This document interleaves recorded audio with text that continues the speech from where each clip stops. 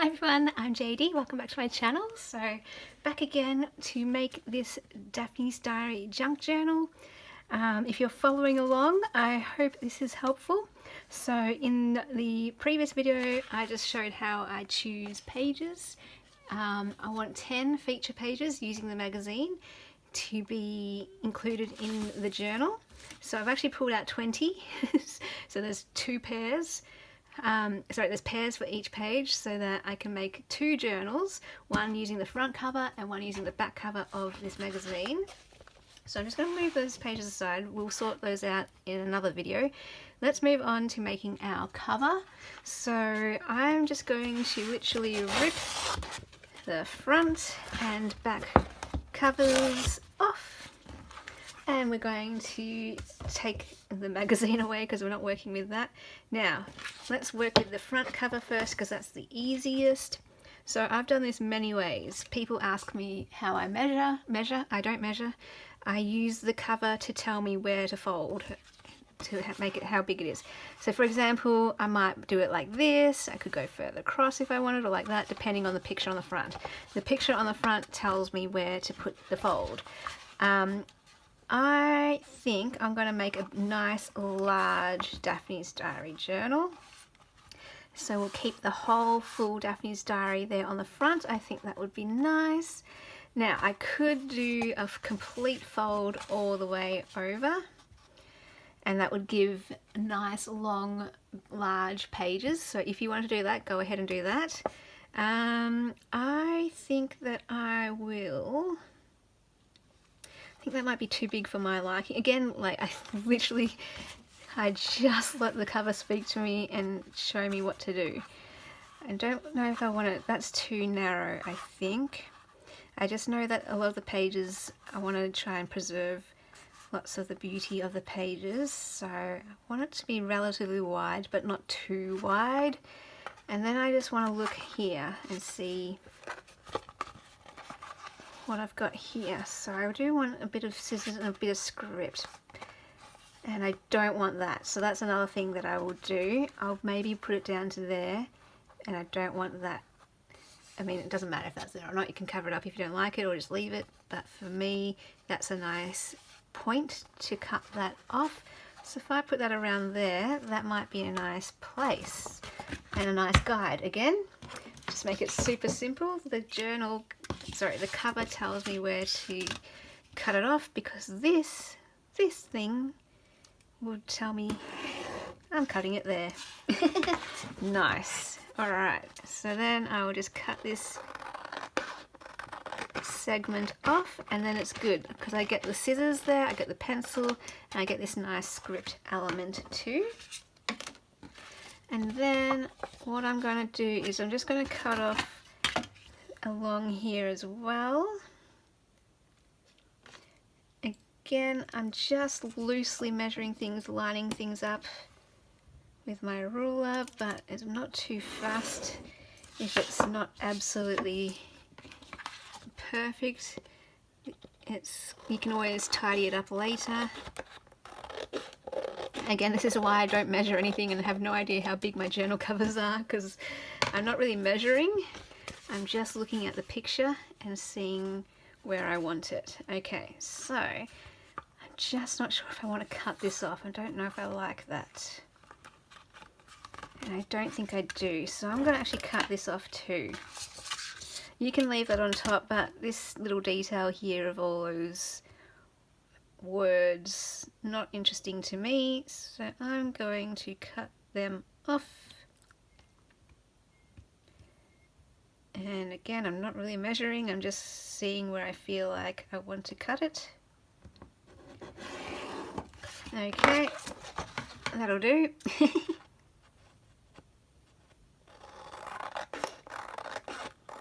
Yeah. So it still looks like a magazine. I want to preserve it looking like a magazine, but I really don't need those random little details, and I still want to keep that. So that's my guide for keeping that. So I've trimmed off the top, the side and the bottom. Now, is it too tall? Because I could cut this off a little bit more too. But you know, I'm pretty happy with that. So I'm just going to line things up and then I'm going to fold it. Okay, now, so this is what I mean by you can always tidy things up at the end. All I want to do is match up that back cover to the front and trim that so it matches. Let's just trim a little bit there, and the bottom one is the one that I lined up so I know that edge is straight, and that's the one we didn't cut. So that edge we didn't cut, so I know I could line up everything to match this one and then cut everything else. So that might be a helpful guide for you to leave one edge uncut so you can make sure that you do have one straight edge to let everything else be a guide for. And there it is. So also what I'm looking for is that this is self-contained and that this is self-contained as a cover, as a front and a back. So I'm happy with that fold being there, whereas if I put the fold here, then that's cutting off some of this cover as its own piece, which could still work fine, but you know, if you can make it have its own front and back, that is ideal. And so then this is our inner cover, which I love because there's Daphne's Diary, you can put your name there, and that's a really pretty inner back cover. Alright, so that is how I make the front cover. There's not a lot of method to it. It's literally just intuitive using the cover, and I hope that is helpful showing how I do it. Now, what I'm going to do here, again, I'm just looking at this and I'm seeing how I'm going to cut it off, where I'm going to cut it. The first thing I'm going to do is cut off this. I don't want those other words that I can't even read. so it makes sense for me to cut that around here. But for example, you might, I'm just showing my process, but you might want to take my process and adapt it to you. You might be like, I love words that I can't read. I love that interesting nature of a junk journal. So you might want to actually keep that all on there. Me, I want to cut that off. You know, like how I love French writing. So even though I can't understand French, I love the look of French writing, but anything else I'm not a fan of. So I've got that there. Now, the problem here is there's not a lot of interest on this cover. So this is going to probably have to go like this, because that's the only place you can have the cover. Like there's nothing else on the back, and I can't fold it this way. I could have folded it that way, but then it defeats the purpose of having that there. So I like that. It's actually a really cool cover because you got these paintbrushes, you got these rainbow swatches of color, and it's the things to make and do. So it's very like handmade journal and that look to it. So there's my cover there. Again, I could line it up with this straight edge, so that was nice, and I can cut this if I need to. Doesn't even look like I do. I've got that pretty straight. So now the last decision I have to make, actually I will cut that off, it's coming out a bit there, but I'll wait till I cut this top bit off, is where do I cut this? So I could make it the same height, but because it's narrower, see how it's more narrow, I probably don't want it as tall. So, or maybe I do make like a super tall journal. Okay, so see there's already a line there. I can use that as my guide, and I'm just going to trim that and see what it looks like. And again, this is why it's intuitive. I'm just going to keep cutting until I'm happy with the size. Okay. I don't know. To me, I don't want it that tall, so I'm just going to just cut away at this until I'm happy.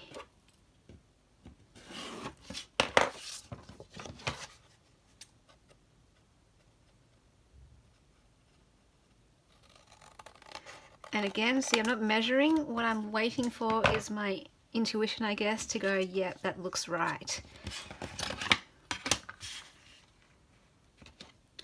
So yeah, I'm not liking that there. So if I cut that off, I know that for some people you might be like, no, but then that's not centered. But I kind of like that offbeat asymmetrical look to have it more creative.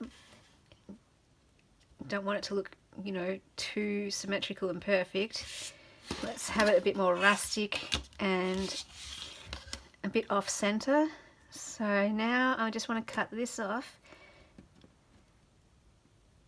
And I think this would be the last cut. Whereas, you know, another thought process could be that adds just a little bit of interest up there. But I feel like this is your centerpiece. This is your thing that draws your attention. This is a nice little contrast piece. It doesn't need something at the top too.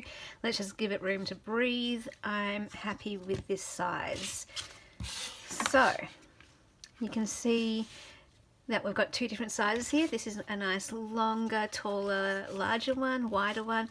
And I do like that this is kind of shorter. I didn't want that at the same height. I want a bit something different, especially if we're going for a different width. And that's another thing, yeah. I want them to be unique. Like they're the same magazine. We're going to be using similar pages, but I want them to have their own character. One way to do that is not just that they have different covers and pictures on the covers and different pages on the inside, but that they are different sizes too. My voice it's disappearing on me. All right, so now I just wanted to trim this up a little bit. Actually, it's pretty good. Yeah, okay. Now, the last thing to finish off these covers is I just want to run a strip of washi tape down the center. So the reason I'm doing this is just to reinforce the spine, add a bit of decoration. Now I know people are like, it's just washi tape, it's not going to reinforce it much, but I find it actually does quite a bit. And if the cover does split, so this is my personal Daphne's Diary journal, you can see the crease. You can imagine after what, a lot of use, years and years of use, that's going to split eventually. I don't know if it will, but I can see it splitting. I'm not fussed about that. If you are fussed, use something stronger. Use paper to reinforce that. Use, what is it called, Tyvek or something. Use lace, use fabric, use muslin. Do what you need to do to strengthen your cover. For me, I'm actually not that fussed. I've just used masking tape for this one. If it was to split, I would just get another bit of masking tape and put it on the outside. But I've also had another one that I've had for 2 years and it's lasted still now. But you can imagine if you're going to be bashing and crashing it, like, and bending it back, like, I wouldn't recommend that. You can imagine that being split. But I think it's a relatively sturdy cover, and you know what? I'm happy with it just as is. But I'm just letting you guys know, if you want to reinforce it, go ahead and do that in this step. So now I'm just looking for what washi tape I want to use. I'm looking at the color scheme. This is really cool, actually. I love this. I thought it was kind of boring, the back cover, but now that I've heightened it and made this the centerpiece, I'm really liking it because it's so creative and colorful. Speaks to creativity. So I'm just looking at my washi tapes, and I think this is the most colorful one I have that picks up those colors in the cover. So I'm just going to add a strip down the center, just like that. And I really do like it for some decoration. Another thing that I do to reinforce the cover sometimes is put a strip of lace on the outside. So I do washi tape on the inside, lace on the outside, so it's just decorative and pretty along the spine. So you could go ahead and do that if you want. The reason I use lace is because it's kind of see-through. You can still see the image at the front. Alright, so I quite like that now. Yep. Now, because this one has a boring inside cover, I would actually get some paper from the magazine and cover this with some decorative paper. I would leave Daphne there though, because that's... Actually, I'd leave that one there. That one's fine. Have a great day. See you soon. That's cool. I like that. I'd leave Daphne, but I'd want a picture right here. Yeah, we can cover that up later on. So that is my cover. Oh yeah, I got it upside down, the wrong way up. So yes, I would put something there and that can stay there. Then this one, we've got more like pinks and yellows. There's a bit of blue, so what am I going to do on the inside? There's pink.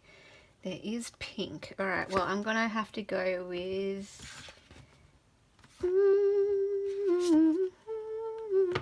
think I'll go with this one. I was going to go with green and pink, but because this is going for a more colourful one, let's pull out this one because it's got more colours. There's also gold and blue in this one. So let's go with that. And it brings out the white, I mean it matches the white, sorry, in the background. Whereas the other one had a green background, the other tape. So I think this works well with this colour scheme. What I'm thinking of is both the inside and outside covers, that the washi tape matches both sides.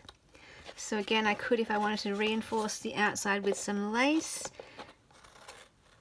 but I'm totally happy with the way that my personal Daphne's Diary journals have been working without anything on the outside, and I'm just going to leave it like that. And yeah, I'm really happy with my two covers. What do you guys think? That's how I do it. I hope that was helpful, showing my thought process and how I cut things down and don't measure. I'm really happy with those two covers. I think I'll come back either in the next video or after we do the pages and fully make these, and I'll show you how I make a glassine bag journal or an envelope journal using pages from Daphne's Diary. So even if you've used your covers like I have and you've still got pages left over, let's use some of those pages to turn them into covers, especially if they're pretty and decorative, because the aim is to use every single page from this magazine in as many journals as possible. So let's do it. Let's get on with it though. In the next video we will move on to the pages. We'll fold them, cut them down, and we'll just see how far we get. It might take a few videos to work it through and arrange them, since we're actually going to be making 2 journals in this series as opposed to 1. And I do have to do them at the same time because they work as a set, as a collection, because the pages are all doubles, they're all pairs. So yes, sorry if this is confusing for you guys now that I originally introduced this as a Make a Junk Journal with Me series, making 1 journal. I've now just kind of spontaneously come up with 2 journals. I hope it's still easy to follow. Let me know if you're making 2 journals along with me or if you're just making 1. But after this we'll make another one and it'll be my personal journal, and we'll just go through 1 journal and I'll kind of show you the 2 different processes. So this one I'm looking for a set, things that work well together as a collection of 2 journals. When I come to make my personal journal, I'm looking for pages that just speak to me and have meaning to me. So 2 different approaches. Hope both approaches are helpful. Let me know if you have any questions in the comments, if you need any help, or if you have any insightful comments. Let me know what you think. And I'll see you in the next video. Bye guys!